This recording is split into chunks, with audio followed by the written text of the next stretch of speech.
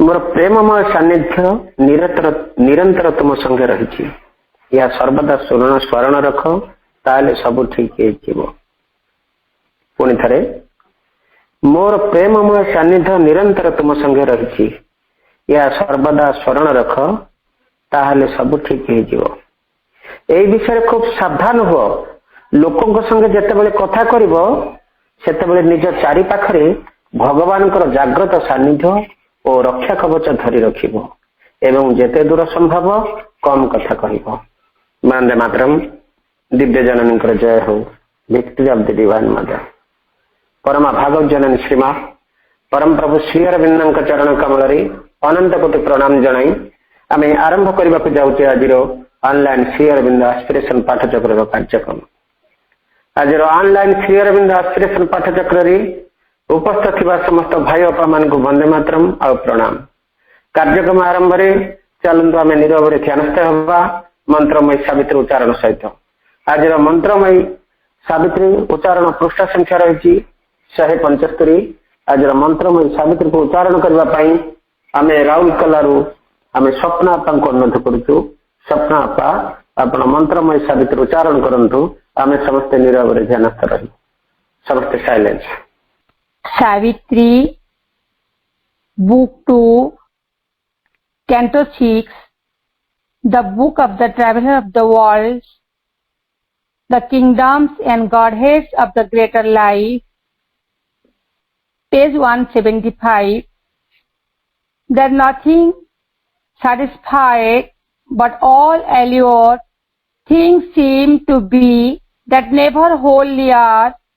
Images were seen that looked like living acts, and symbols hid the sense they claimed to show. Pale dreams grew real to the dreamer's eyes. The souls came there that vainly strive for birth, and spirits entrapped might wander through all time, yet never find the truth by which they live. All ran like hosts that haunt a lurking chance. Nothing was solid, nothing felt complete. All was unsafe, miraculous and half true. It seemed a realm of lies that had no base. Then dawned a greater seeking, broadened sky, a journey under wings of brooding force. First came the kingdom of the morning star, a twilight beauty trembled under its spear, and the thought of promise of a wider life. Then slowly rose a great and doubting sun, and in its light she made of self a world. A spirit was there that sought for its own deep self. It was contained with fragments pushed in front, and parts of living that belied the whole. But pieced together might one day be true, yet something seemed to be achieved at last. A growing volume of the will to be, a text of living and a graph of force, a script of acts, a song of conscious forms, burdened with meanings, fugitive from thought's grasp, and crowded with undertones of life's rhythmic cry, could write itself on the hearts of living things. In an outbreak of the might of secret spirit, in life and matter's answer of delight, some face of deathless beauty could be caught that gave immortality to a moment's joy. Some word there could incarnate highest truth lived out from a chance tension of the soul. Some hue of the absolute could fall on life, some glory of knowledge and intuitive sight, some passion of the rapturous heart of love. Om Savitri Ma. धन्यवाद बापा एतବେଳେ ଯାଏ ଆମେ ମନ୍ତ୍ରମୟୀ ସାବିତ୍ରୀ ଉଚ୍ଚାରଣ ସହିତ ନିରବରେ ଧ୍ୟାନସ୍ଥ ଥିଲେ। ବର୍ତ୍ତମାନ ସମୟ ହେଇଛି କାର୍ଯ୍ୟକ୍ରମରେ ଗୋଟେ ଭକ୍ତି ନୈବେଦ୍ୟ ଅର୍ପଣ କରିବା। ଆଜିର କାର୍ଯ୍ୟକ୍ରମରେ ଗୋଟେ ଭକ୍ତି ନୈବେଦ୍ୟ ଅର୍ପଣ କରିବା ପାଇଁ ସେଇ ରାଉରକେଲାରୁ ଆମେ ଶୁଭଶ୍ରୀ ବାପାଙ୍କୁ ଆମେ ଅନୁରୋଧ କରୁଛୁ। ଶୁଭଶ୍ରୀ ବାପା ଆପଣ ଗୋଟେ ଭକ୍ତି ନୈବେଦ୍ୟ ପ୍ରଭୁ ମାଙ୍କ ଚରଣାର ବିନ୍ଦରେ ଅର୍ପଣ କରନ୍ତୁ। ତୁମେ ଦୟାମୟ, ତୁମେ କ୍ଷମାମୟ, ତୁମେ ଦୟାମୟ, ତୁମେ କ୍ଷମାମୟ, हे प्रभु चिर सुंदर, देई देह मन आत्मा प्राण मोर, सदा गाई विगुण तुमार, सदा गाई विगुण तुमार, प्रभु हे मोर, सदा गाई विगुण तुमार। तुमे दयामय, तुमे क्षमामय, तुमे दयामय, तुमे क्षमामय, हे प्रभु चिर सुंदर, देई देह मन आत्मा प्राण मोर, सदा गाई विगुण तुमार, सदा गाई विगुण तुमार, प्रभु हे मोर, सदा गाई विगुण तुमार। हजिथिली जेबे खोजी आसिला, भूलिथिली मुझे तुमे न भूलिल, पड़िथिली पापे तुमे उद्धारिल, खुशी प्राण दी मोते बंचाइल। हजिथिली जेबे खोजी आसिला, भूलिथिली मुझे तुमे न भूलिल, पड़िथिली पापे तुमे उद्धारिल, खुशी प्राण देई मोते बंचाइल, निज प्रेम देई कल आपणार। तुमे दयामय, तुमे क्षमामय, तुमे दयामय, तुमे क्षमामय, हे प्रभु चिर सुंदर, देई देह मन आत्मा प्राण मोर, सदा गाई विगुण तुमार, सदा गाई विगुण तुमार, प्रभु हे मोर, सदा गाई विगुण तुमार।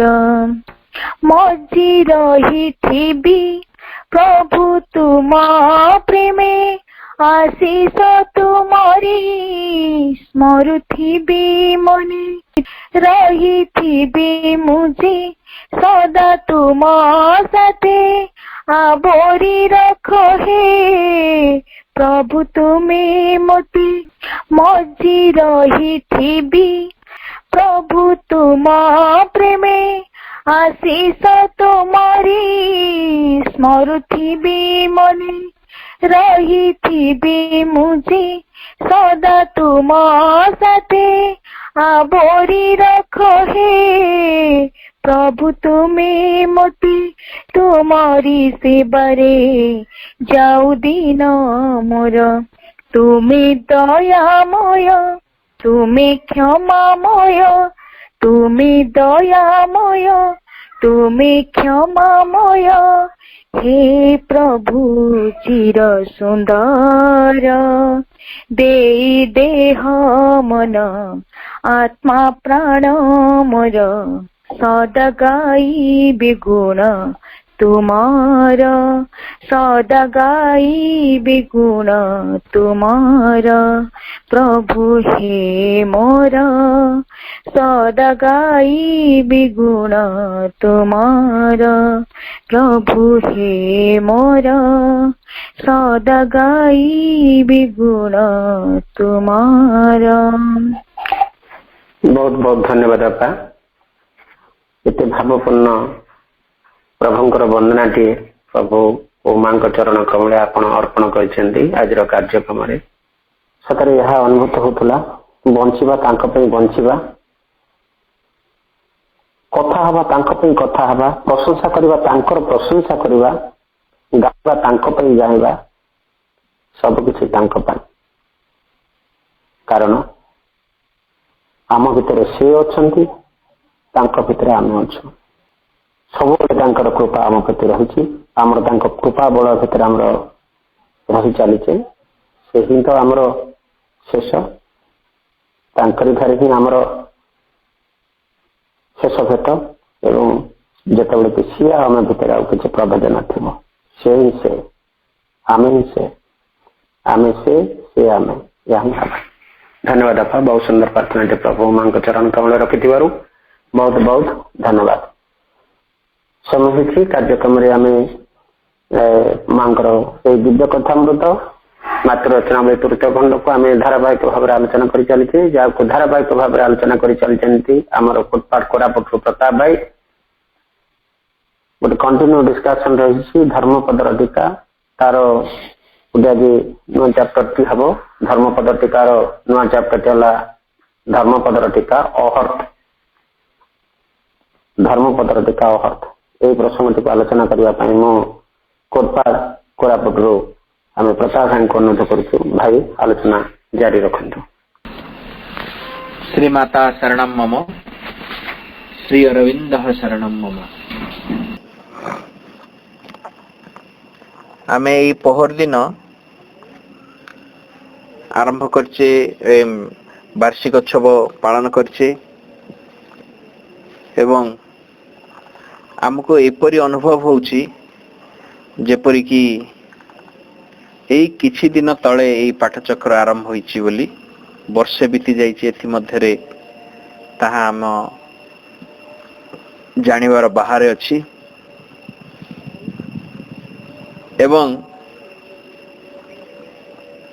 अति सुरखुरु भावरे एई पाठचक्रटी जो चलीछि कोरोना काल रे, कोरोना आसुची एवं जाउची, किंतु आम पाठचक्रटी अविरत भावरे चलीछि। एथिरे देश विदेशर कोण अनकोणरू अपा भाई माने जोग दउछंती उत्साह सहित एवं मां को कार्य रे ब्रती होउछंती। आमको लागू नाही जे गोटे प्रकार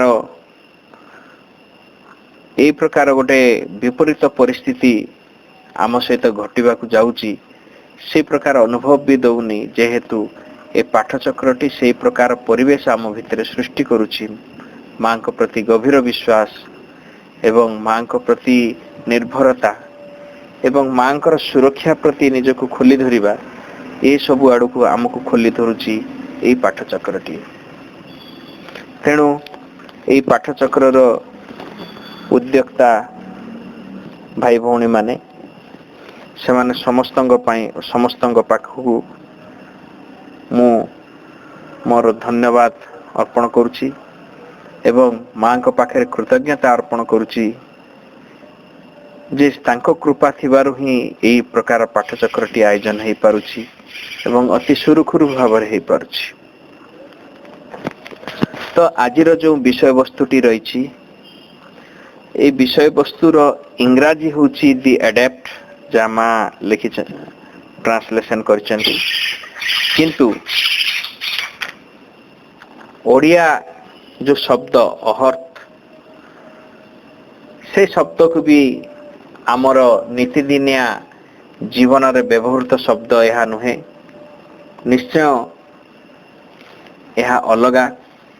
यार जदि ठीक आमे अनुवाद करिवा एडेप्ट रो ताहले दक्ष जे कुशली ताकू बुझाई थाए। तेणु बुद्धदेव काहाकू कुशली कहउचंती से कथा आमे देवा नजर। मां बुद्धदेवंकर लेखारु जहा मां ट्रांसलेशन करचंती ताकू नहीं कि आमे आलोचना करिवा। जहार बाट सरीछि ताहार आउ कौनसी दुख नहीं, जहार कौनसी चिंता नहीं, जे सबु क्षेत्र रे आपना को मुक्त करी आनी पारिछि, सबु बंधन को तुटाई देइछि, ता जीवन रे कौनसी दुख नहीं। बंधन ही दुख दे थाए। जदि आम घरे आम संपर्कीय माने जदि हमको किछि कहंती ताहा हमको बाधे। काहेकि बाधे ना तांको सहित आमर गोटे बंधन रही। जदि मुक्त होइकी रही थांते तांको सहित संपर्कर ताहले कौन सी विषय आमको बाधी न थांता। तेणु जे बंधन को तुटई पारिछि से तार किसी जीवन रे दुख नहीं बोली मां कहउछंती। हंस माने जेपरी हृदय हृदय उड़ी गला बेले गोटिए घर छाड़ी आउ गोटिए घर को निश्चिंत रे चली जाती, सावधान व्यक्ति माने सेई परी उद्यम करुथांती, गोटिए घरु आउ गोटिए घर को चली जाती। सुंदर भाव बुद्धदेव कहउछंती आम घर प्रति मध्य गोटे आसक्ति अछि। हंस माने गोटे हृदय आउ गोटे हृदय बुलंती खुशी रे, जेहेतु गोटिए निर्दिष्ट हृदय प्रति सेमानंकर आसक्ति न थाए, तेणु सेमाने जो गोटे हृदय आउ गोटे हृदय को जानती सेतेबेले कौनसी दुख अनुभव करती नहीं। किंतु आमे माने जेहेतु घर आसक्ति रे अतिरिक्त भाव रे बांधी की रही, तेणु आमको ए घरटी दुख दिए। तेणु अनेक व्यक्ति माने नुआ घर करती एवं नुआ घरर जोगोले ही जानती।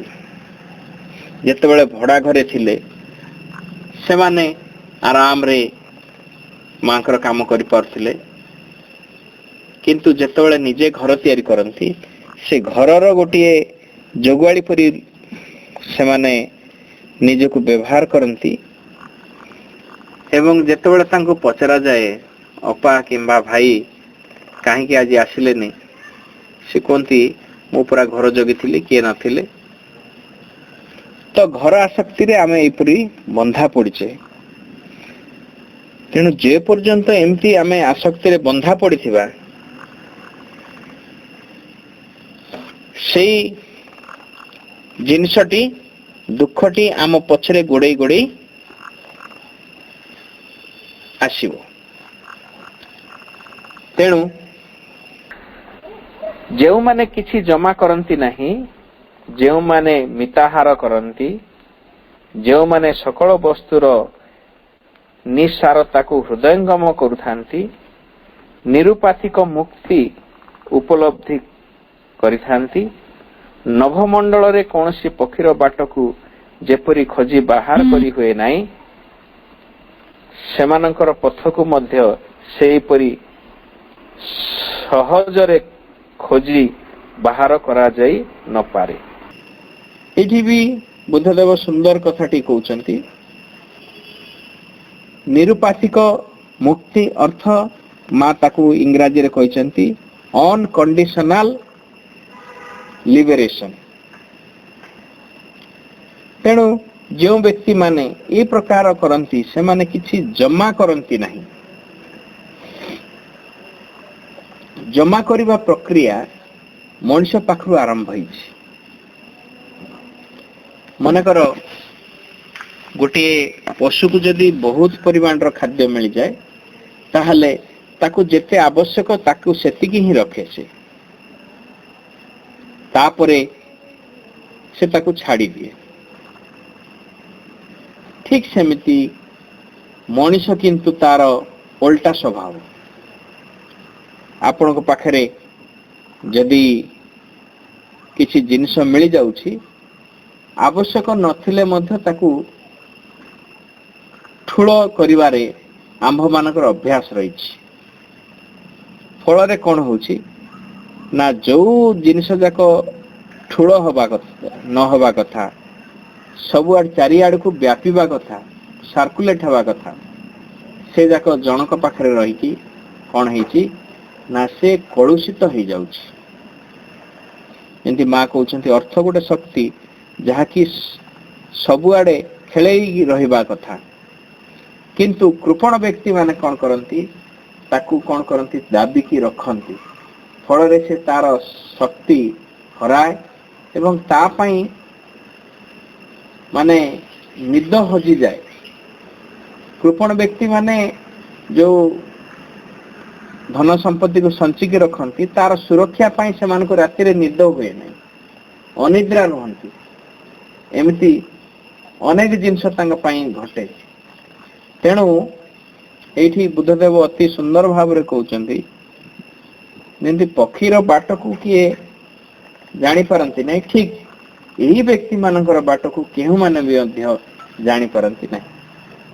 ଯାହାର ସକଳ ବାସନା ନିର୍ବାପିତ ହୋଇଯାଇଛି ଏବଂ ଯିଏ ସକଳ ବସ୍ତୁର ନିରାଶତାକୁ ହୃଦୟଙ୍ଗମ କରିପାରିଛି, ନିଜର ଆହାର ବିଷୟରେ ଯାହାର ଚିନ୍ତା ନାହିଁ, ଯିଏ ନିରୁପାଥିକ ମୁକ୍ତିକୁ ଉପଲବ୍ଧି କରିଛି, ନଭମଣ୍ଡଳରେ କୌଣସି ପକ୍ଷୀ ପଥ ପରି ସେହି ବ୍ୟକ୍ତିର ପଥକୁ ମଧ୍ୟ ଖୋଜି ବାହାର କରାଯାଇପାରେ ନାହିଁ। ଆହାର ଉପରେ ଅତିରିକ୍ତ ଭାବରେ ଆମେ ଆସକ୍ତ। କିଛି ବ୍ୟକ୍ତି ମାନେ ସକାଳୁ ଉଠିଲେ ସେମାନଙ୍କର ଗୋଟିଏ ଚିନ୍ତା, ସେମାନେ କ'ଣ ଖାଇବେ ଏବଂ ସେ ଖାଦ୍ୟକୁ ନେଇ ସେମାନଙ୍କର ଏତେ ଆଲୋଚନା ପର୍ଯ୍ୟାଲୋଚନା,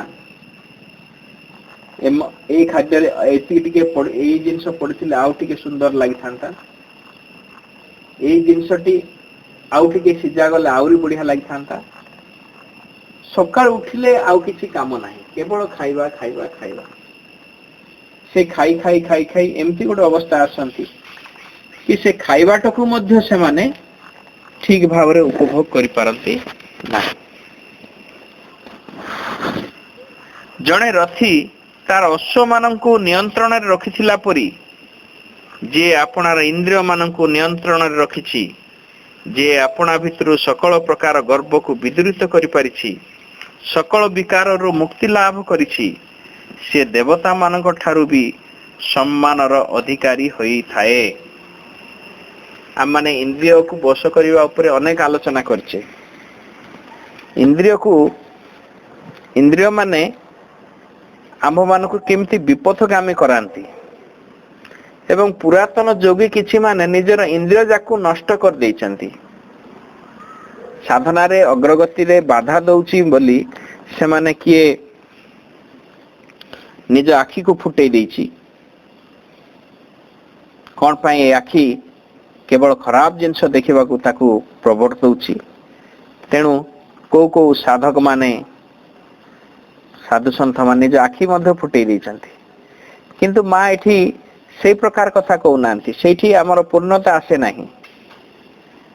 ସେଇ ଇନ୍ଦ୍ରିୟ ମାନେ, ଯୋଉ ଇନ୍ଦ୍ରିୟ ମାନେ କି ଆମକୁ ଖରାପ ଜିନିଷ ଦେଖେଇବାକୁ ପ୍ରବର୍ତ୍ତଉଛନ୍ତି, ସେଇ ଇନ୍ଦ୍ରିୟ ମାନେ ହିଁ ଆମକୁ ଭଲ ଜିନିଷ ଦେଖେଇବେ। ତାର ରୂପାନ୍ତର ଆବଶ୍ୟକ। ସେଇ କଥା ବିଷୟରେ ମା ଆମକୁ କହୁଛନ୍ତି। ଯିଏ ଆପଣାର କର୍ତ୍ତବ୍ୟ ଗୁଡ଼ିକର ସମ୍ପାଦନ କରେ, ସେ ବସୁଧା ପରି ଅଟଳ ହୋଇ ରହିଥାଏ। ସିଏ ସ୍ୱର୍ଗର ସ୍ତମ୍ଭ ପରି ଦୃଢ଼ ରହିଥାଏ, ନିର୍ମଳ ଜଳ ହ୍ରଦ ପରି ଶୁଦ୍ଧ ହୋଇ ରହିଥାଏ ଏବଂ ତା ଲାଗି ଜନ୍ମଚକ୍ରର ଦଣ୍ଡ ଭୋଗ ମଧ୍ୟ ସମାପ୍ତ ହୋଇଯାଇଥାଏ। ଏଇଠି ଯୋଉ କର୍ତ୍ତବ୍ୟ କଥା କୁହାଯାଇଛି, ए कर्तव्य आमर भौतिक कर्तव्य नुह, ए कर्तव्य हला आमे जोथि पाई जन्म हेचे सेई कर्मर कर्तव्य। सेई कथा इटे कह जाइछि, जो माने आमे जो कोन पाई जन्म हेचे आमर ए जन्म रे कर्तव्य कोन ताकू जानि छंती, सेमाने जन्म चक्रर दंड बोली एठी कह जाइछि, किंतु प्रकृत रे दंड नुहे, गोटे परिसर आमर गोटे गोटे कौन कहबे ताकू ओकेजन अर्थ सुजोग। ए जीवनटा हमको जन्मटा मिली कौन पाई, गोटे सुजोग रूप में मिली कि निजर चेतनार अग्रगति करबा पाई।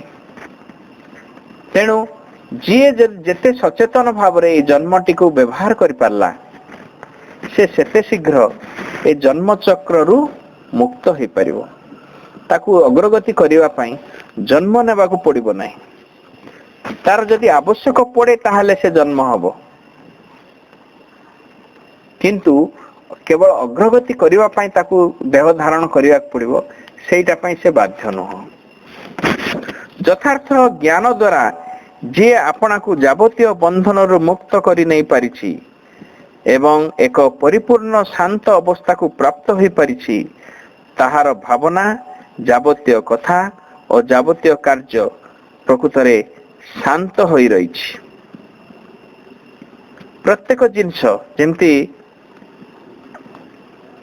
माँ गोटे जगार कहउचंती, श्री अरविंद भी कहउचंती कि आम प्रेम मध्य प्रेम को कौन करिवार अछि ना, प्रेम एमती गोटे जिनिस जेमती गोटे माटी रे जेमती हांडी तैयारी करा जाए,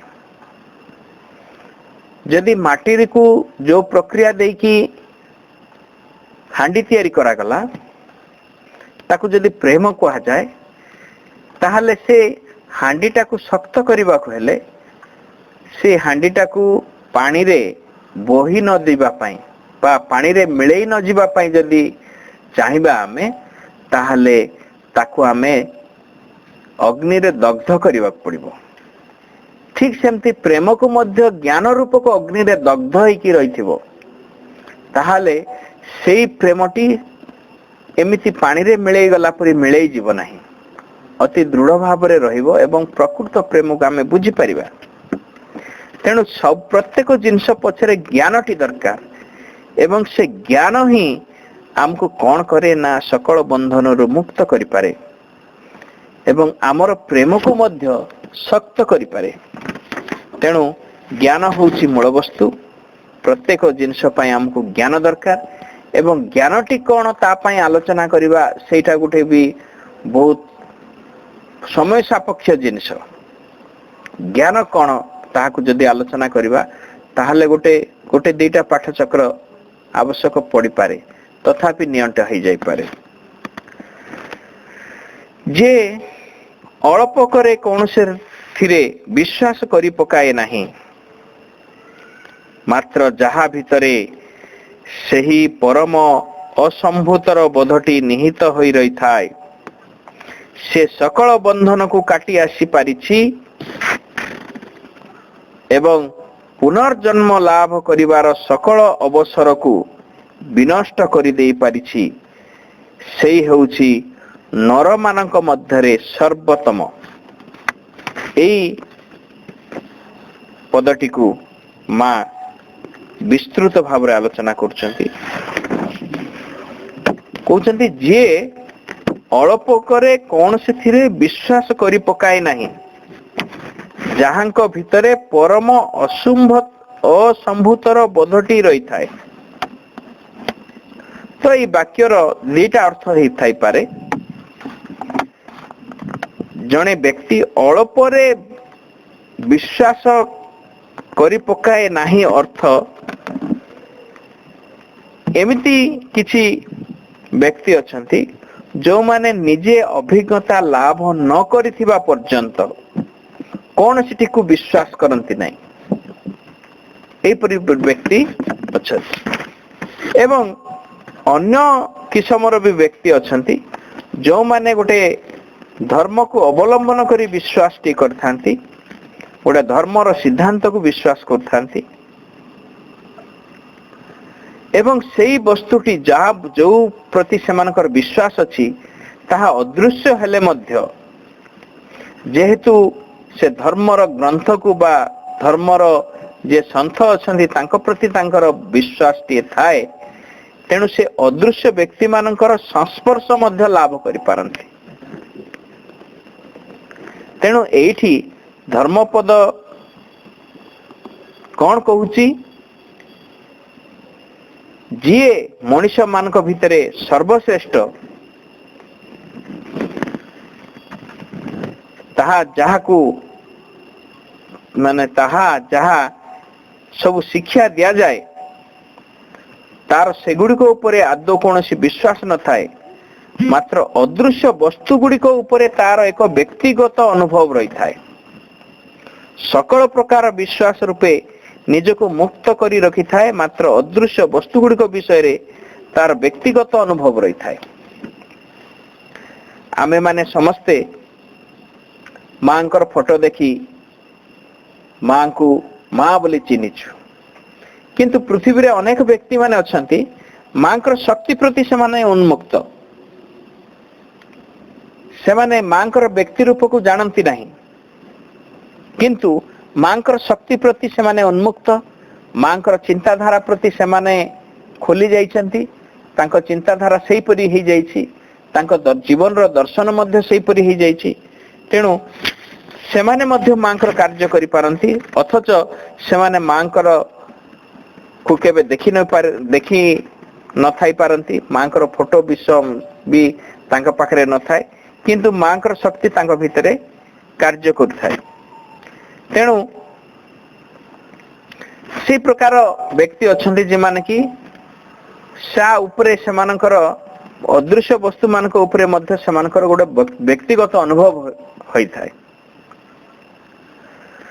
तापरे एहार अन्य एक अर्थ हे पारे, जेमती कहा जायछि जे अल्प करे केउथिरे विश्वास करि पकाए नाही, तार अर्थ जो जेते प्रकार आम बहिर्भाग रे जो कार्यटी चलीची ताहा केवल एक प्रतिभास मात्र, ताहा प्रकृत सत्य नुहे।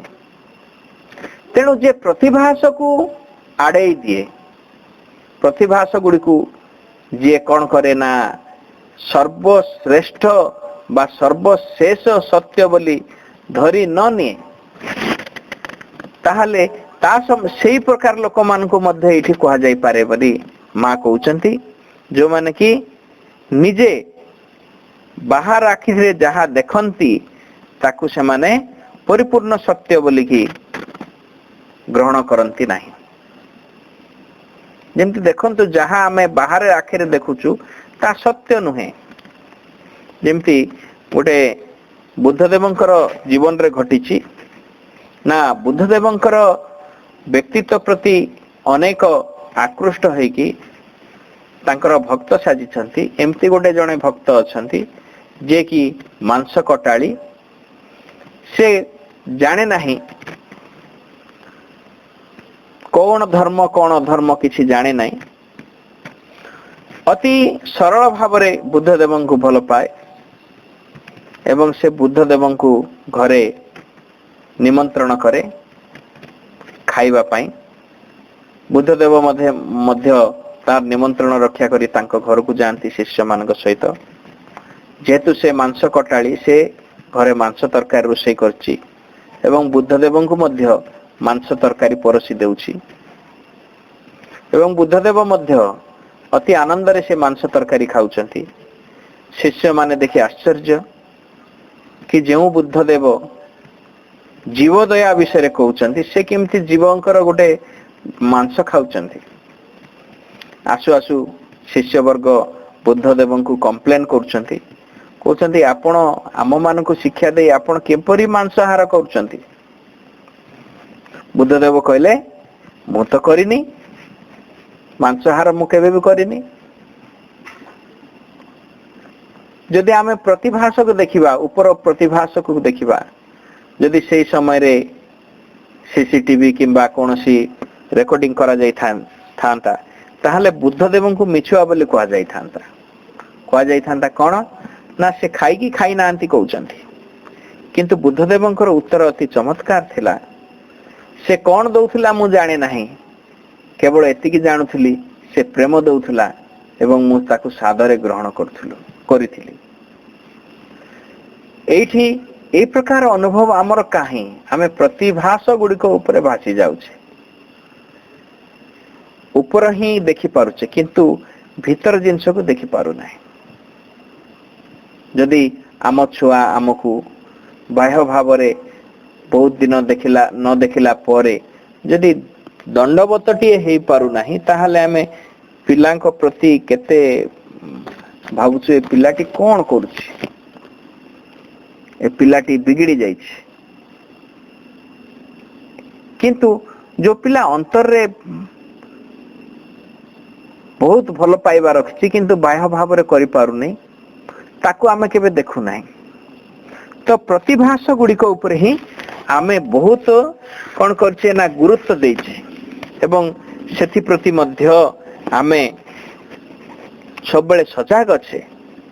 किंतु एठी जो अल्प करे विश्वास करे नाही बोली जहा कहा जायछि तार अर्थ होउछि जे प्रतिभास गुड़िक प्रत्याख्यान करे, प्रतिभास जाको हटई ता भितर थिबा निगूढ़ माने गुंफा भितर रही सत्य को आविष्कार कला परी जो व्यक्ति थाए से व्यक्ति को विषय रे एठी कहा जाउछि। तेणु से व्यक्ति कौन करती ना ये प्रतिभास विषय रे पढ़ती नहीं, सत्य को साक्षात दर्शन करने को बाहरी पड़ती। एवं माँ कहते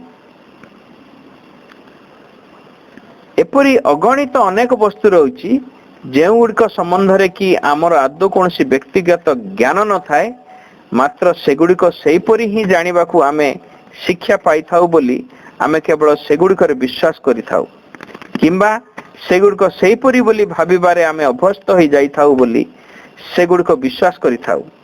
आम चतुर्दिगरे बास करुवा लोक माने सेगुड़िक सेही भली बोली विश्वास करुथांती बोली आमे मध्य सेगुड़िक सेहीपरि बोली विश्वास करि थाउ। गोटे समूह विश्वास रो तार कार्यकारिता बेसी रही। जमती आमे देखिबा जन्मदिन दी प्रकार जन्मदिन हो पारे। आम मानकर हिंदू धर्म अनुसार तिथि अनुसार जन्मदिन होता है एवं डेट अनुसार मध्य जन्मदिन पालन करा जाय थाए।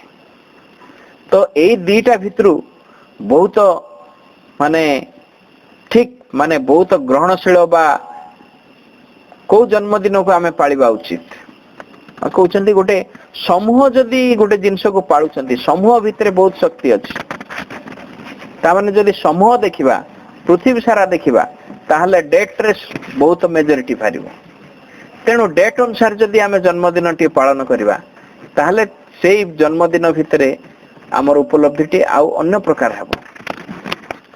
तेणु एठी जो कथा आमे विश्वास करू जेहेतु लोक माने से परि विश्वास करूचंती आमे मध्य से प्रकार प्रकाश विश्वास करू। जेहेतु ए बही रे एई प्रकार लिखा आइछि तेणु मु से बही जेतबेल को पढुची सेतबेल मो भितरे गोटे एई प्रकार कोन होउची ना विश्वास टिए जन्म नेउची। तेणु एई प्रकार विश्वास भी किछि व्यक्ति कहती एवं किछि व्यक्ति सेई दर्शन भितरे एते बुड़ी जाती जे ताकू ही से माने सर्वश्रेष्ठ बोली भावंती एवं ताकू नहीं से माने जुक्ति भी करती। एटा ही सत्य बोली ताकू दृढ़ भाव रे अन्य मानक पाखरे जुक्ति माध्यम उपस्थापन करती। तो यही धम्म पदरे कहा जाउची मनुष्य को सर्वश्रेष्ठ बा देवता माने मध्य आपको सम्मान करती कौन पाई ए व्यक्ति मानन को जो व्यक्ति माने की अल्प करे विश्वास करती नहीं। ତ ଆଉ ଦୁଇଟି ରହିଛି ପଦ, ସେ ପଦଟିକୁ ଆମେ ଅଳ୍ପରେ ସାରିବା ଏବଂ ଆଉ ଗୋଟେ ଚାପ୍ଟରକୁ ଯିବା। ଗ୍ରାମ ହେଉ ବା ଅରଣ୍ୟ ହେଉ, ସମତଳ ଭୂମି ହେଉ ଅଥବା ପର୍ବତ ହେଉ, ଯେଉଁଠାରେ ସିଦ୍ଧମାନେ ବାସ କରୁଥାନ୍ତି ସେହି ସ୍ଥାନ ସର୍ବଦା ଆନନ୍ଦମୟ ହୋଇଥାଏ। ଆମେମାନଙ୍କ ମଧ୍ୟରେ ବି ସମସ୍ତେ ଅନୁଭବ କରିଥିବା, ଯେତେ ଅସୁବିଧା ଥାଉ ପଛେ ଯଦି ପାଠଚକ୍ର ଭିତରେ ଆମେ ଅଛେ ତାହେଲେ ଆନନ୍ଦମୟ ଅବସ୍ଥାରେ ଅଛୁ। କ'ଣ ପାଇଁ? ସେ ଭିତରେ ଗୋଟେ ଦିବ୍ୟ ଉପସ୍ଥିତି ଅଛି, ମାଙ୍କର ଉପସ୍ଥିତି ଅଛି। ତେଣୁ ମାଙ୍କର ଉପସ୍ଥିତି ଧାରଣ କରୁଥିବା ଯଦି କିଛି ବ୍ୟକ୍ତି, ସେମାନେ ଯୋଉଠି ବି ଥାଆନ୍ତୁ, ସେଇଠି ଆମେ ଯଦି ଯିବା ତାହେଲେ ସେଇଠି ଆମେ ଆନନ୍ଦ ଲାଭ କରିବା। ପୁରାତନ ଆମେ ପୁରାଣ ମାନଙ୍କରେ ପଢିଛେ, ଯୋଗୀ ଋଷି ମାନଙ୍କର ଆଶ୍ରମରେ ଶତ୍ରୁ ମାନେ କୋଉ ପଶୁ ପକ୍ଷୀ ମାନଙ୍କ ଭିତରେ ଶତ୍ରୁ ଭାବ ଅଛି, କିନ୍ତୁ ତାଙ୍କ ଆଶ୍ରମ ଭିତରକୁ ଚାଲିଗଲେ ସେମାନେ ଶତ୍ରୁ ଭାବ ବି ଭୁଲି ଯାଆନ୍ତି। ଯେମିତି ସାପ ଆଉ ବେଙ୍ଗ ଖାଏ ନାହିଁ, ଏଇ ପ୍ରକାର ଅବସ୍ଥା ସେଇ ଆଶ୍ରମ ଭିତରେ ଥାଏ। କ'ଣ ପାଇଁ ନା ସେଇ ଆଶ୍ରମରେ ଯୋଉ ସିଦ୍ଧ ମାନେ ଅଛନ୍ତି ସେମାନେ ସାକ୍ଷାତ ଭଗବାନଙ୍କ ସହିତ କ'ଣ କରିଛନ୍ତି ନା ସମ୍ପର୍କରେ ଅଛନ୍ତି। ତେଣୁ ଯେହେତୁ ଭଗବାନଙ୍କର ସମ୍ପର୍କରେ ସେମାନେ ଅଛନ୍ତି, ତେଣୁ ଭଗବାନଙ୍କର ସାକ୍ଷାତ ଉପସ୍ଥିତି ସେଇଠି ରହୁଛି ଏବଂ ଯୋଉଠି ଭଗବାନଙ୍କର ସାକ୍ଷାତ ଉପସ୍ଥିତି ରହେ ସେଇଠି ଆନନ୍ଦ ମିଳିବନି ତ ଆଉ କ'ଣ ମିଳିବ? ଯେଉଁ ଅରଣ୍ୟ ଗୁଡ଼ିକୁ ଜନସମୂହ ଛାଡ଼ି ଚାଲି ଯାଇଛନ୍ତି ସେଗୁଡ଼ିକୁ ପ୍ରକୃତରେ ଆନନ୍ଦମୟ ସ୍ଥାନ ବୋଲି କୁହାଯିବ। ସକଳ ତୀବ୍ର ବାସନାରୁ ମୁକ୍ତ ହୋଇ ପାରିଥିବା ଜଣେ ସିଦ୍ଧ ବ୍ୟକ୍ତି ସେଇଠାରେ ହିଁ ସୁଖ ଲାଭ କରିପାରିବ, କାରଣ ସୁଖକୁ ଲୋଡ଼ିବା କେବେ ହେଲେ ତାର ଲକ୍ଷ୍ୟ ହୋଇ ରହିନଥାଏ। ନିର୍ଜନତା ଉପରେ ବୁଦ୍ଧଦେବ କହୁଛନ୍ତି, ନିର୍ଜନତାକୁ ଆମେ କେମିତି ଭଲ ପାଇବା। ଆମ ଜୀବନରେ ବି ନିର୍ଜନତା ଦରକାର, କିନ୍ତୁ ତାର ଠିକ ବ୍ୟବହାର ବି ଦରକାର। ଏବଂ କେବଳ ନିର୍ଜନତା ଅନୁଭବ କଲେ ହେବ ନାହିଁ, ଦୁଇ ପ୍ରକାର ଅନୁଭବ ଟିଏ କରିବାକୁ ପଡ଼ିବ। ସକଳ ବିଷୟରେ ଭିତରେ ମଧ୍ୟ ନିର୍ଜନତାର ଅନୁଭବ ଏବଂ ନିର୍ଜନତା ଭିତରେ ସବୁ କିଛିର ଉପସ୍ଥିତିର ଅନୁଭବ, ଏଇ ଦିଟା ଉପଲବ୍ଧିର ସମନ୍ୱୟ ଆବଶ୍ୟକ ଆମଙ୍କ ଭିତରେ। ତାର ଅର୍ଥ ହେଉଛି ସବୁ ଆମ ପାଖରେ ଥିବେ, କିନ୍ତୁ ଆମେ ସବୁ ନିର୍ଭର କରୁଥିବା ମାଙ୍କ ଉପରେ, ଭଗବାନଙ୍କ ଉପରେ, ଏବଂ ଆମେ ଏକା ରହୁଥିବା କିନ୍ତୁ ଆମ ଭିତରେ ସମସ୍ତଙ୍କ ଲାଗି ଗୋଟେ ସଦ୍ଭାବନା ଥିବ, ସମସ୍ତଙ୍କ ଲାଗି ପ୍ରାର୍ଥନା ଥିବ, ସମସ୍ତଙ୍କ ଉନ୍ନତି ପାଇଁ ଇଚ୍ଛାଟିଏ ଥିବ।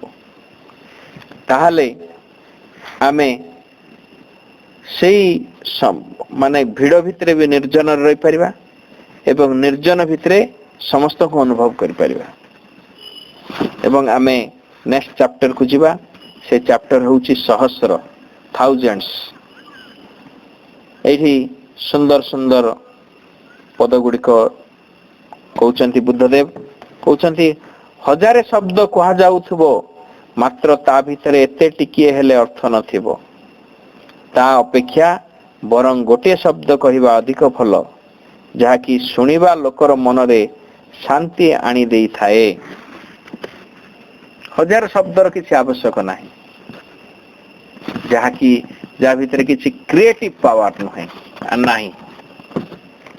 ଗୋଟିଏ ଶବ୍ଦ ଯଦି ତା ଭିତରେ କିଛି କ୍ରିଏଟିଭ ପାୱାର ଅଛି, କିଛି ଟ୍ରାନ୍ସଫର୍ମିଂ ପାୱାର ଅଛି, ତାହେଲେ ସେ ଗୋଟେ ଶବ୍ଦ ବଦଳାଇ ଦେଇପାରେ। ଗୋଟିଏ ଶବ୍ଦ ବା ଗୋଟିଏ ବାକ୍ୟ ଦସ୍ୟୁ ରତ୍ନାକରକୁ ବାଲ୍ମୀକିରେ ପରିଣତ କରିଦେଇ ପାରିଲା। ସେ ଗୋଟିଏ ଶବ୍ଦ ବା ଗୋଟିଏ ବାକ୍ୟ ଦସ୍ୟୁ ଅଙ୍ଗୁରୀୟମାଳକୁ ଗୋଟେ ସନ୍ନ୍ୟାସୀରେ ପରିଣତ କରିଦେଇ ପାରିଲା। ତେଣୁ ଯେଉଁ ବାକ୍ୟ ଗୁଡ଼ିକୁ ହଜାର ବାକ୍ୟ କହିଲେ ଲାଭ ନାହିଁ, ଯଦି ତାହା ନିରର୍ଥକ ଭାବରେ ଉଚ୍ଚାରିତ ହେଉଛି ଏବଂ ଗୋଟିଏ ଶବ୍ଦ ଯଦି ଜଣକୁ ଶାନ୍ତି ଆଣି ଦେଇ ପାରୁଛି ତାହେଲେ ସେ 1000 ଶବ୍ଦ ତୁଳନାରେ ତାର ମୂଲ୍ୟ ବହୁତ ଅଛି। 1000 ପଦ ଗୀତ ରଚନା କରାଯାଇଥିବ, ମାତ୍ର ତା ଭିତରେ ଏତେ ଟିକିଏ ହେଲେ ଅର୍ଥ ନଥିବ, ତା ଅପେକ୍ଷା ବରଂ କେବଳ ଗୋଟିଏ ପଦ ଅନେକ ଅଧିକ ଭଲ, ଯାହାକି ଶୁଣିବା ଲୋକର ମନରେ ଶାନ୍ତି ଆଣି ଦେଇ ପାରିବ। ଯଦି ଗୀତ ପଛରେ ଭାବ ନାହିଁ ତାହେଲେ ଗୀତଟି ନିରସ ଲାଗେ। ଯଦି ଗୀତ ଭିତରେ ଭାବଟି ଅଛି ତାହେଲେ ଗୀତଟି ଟିକେ ବେସୁରା ହେଲେ ମଧ୍ୟ ଆମକୁ ଭଲ ଲାଗେ, ଯେହେତୁ ତା ଭିତରେ ଭାବଟି ଅଛି। ଏବଂ ଜଣେ ଯଦି ଠିକ ଭାବରେ ଗାଏ ତାହେଲେ ସେ ଗୋଟେ ସୁରକୁ ମଧ୍ୟ ସାଙ୍ଗରେ ଧରିକି ଆସେ। ଜଣେ ଯଦି ଭାବରେ ଗୋଟେ ଗୀତଟି ବୋଲିବାକୁ ଆରମ୍ଭ କରେ, ଅଟୋମେଟିକ କୋଉ ପାଖରେ କିପରି ସ୍ୱର ରହିବା କଥା ସେ ଅଟୋମେଟିକ ହେଇଯାଏ। ତେଣୁ ଏତେ ଗୀତ ରଚନା କରି କିଛି ଲାଭ ନାହିଁ ଯଦି ତା ଭିତରେ କିଛି ଅର୍ଥ ନାହିଁ ବୋଲି ବୁଦ୍ଧଦେବ କହୁଛନ୍ତି। 1000 ପଦ ଶ୍ଲୋକ ଆବୃତ କରିବାରେ ଲାଗିଥିବ, ମାତ୍ର ସେଥିରୁ ଆଦୌ କୌଣସି ଅର୍ଥ ବାହାରୁ ନଥିବ, ତା ଅପେକ୍ଷା ସଧର୍ମ ସ୍ଥିତ ବରଂ ଗୋଟିଏ ପଦ ଶ୍ଲୋକ ଅନେକ ଭଲ, ଯାହାକି ଶୁଣିବା ଲୋକର ମନରେ ଶାନ୍ତି ଆଣି ଦଉଥିବ। ଯିଏ ଯୁଦ୍ଧ କରି 1000 ଲୋକଙ୍କ ଉପରେ ବିଜୟ ଲାଭ କରୁଛି ତାକୁ ଆମେ ସର୍ବୋତ୍ତମ ଯୋଦ୍ଧା ବୋଲି କଦାପି କହିବା ନାହିଁ। ଯିଏ ଆପଣା ଉପରେ ବିଜୟ ଲାଭ କରିପାରିଛି ସେଇ ହେଉଛି ସର୍ବୋତ୍ତମ ଯୋଦ୍ଧା। ତେଣୁ ଯୋଦ୍ଧା କାହାକୁ କୁହାଯିବ? ଯିଏ ନିଜ ଭିତରେ ନିଜର ନିୟନ୍ତ୍ରଣ ଆଣିପାରିଛି। ଅନ୍ୟକୁ ମାରିକି ବା ଅନ୍ୟକୁ ସାବାଡ କରିକି ଯୋଦ୍ଧା ହେଇନାହିଁ। ଯଥାର୍ଥ ଯୋଦ୍ଧା ନିଜକୁ ସାବାଡ କରେ ଏବଂ ନିଜ ଠାରୁ ନିଜର କ୍ଷତି କଲା ଭଳି ଆଉ କେହି କରିପାରନ୍ତି ନାହିଁ। ନିଜର ଶତ୍ରୁ ଆମ ଭିତରେ ଅଛି, ଯାହାକୁ ଆମେ ଭଲ ଖାଦ୍ୟ ପେୟ ଦେଇକି ପୋଷିକି ରଖିଛେ, ତାକୁ ଛାଡିବାକୁ ଅନିଚ୍ଛୁକ ହେଇକି ରହିଛେ। ତେଣୁ ଜଣେ ଯୁଦ୍ଧରେ ଯଦି ବିଜୟ ଲାଭ କରୁଛି ତାହେଲେ ତାକୁ ଯୋଦ୍ଧା ବୋଲି କୁହାଯାଇ ପାରିବ ନାହିଁ।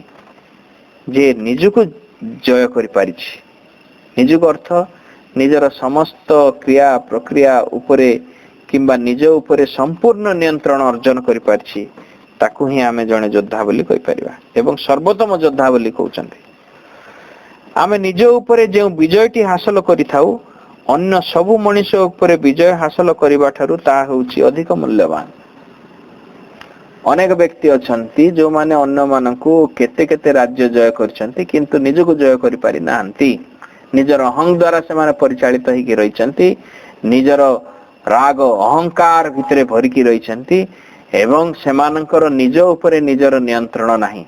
ଅବଶ୍ୟ ସେମାନେ ଦେଶ ବିଦେଶ ଜୟ କରି ନିଜ ନିୟନ୍ତ୍ରଣ ଆଣିଛନ୍ତି କିନ୍ତୁ ନିଜକୁ ନିୟନ୍ତ୍ରଣ କରିପାରି ନାହାନ୍ତି। କୌଣସି ଦେବ, କୌଣସି ଗନ୍ଧର୍ବ ବା ମାର,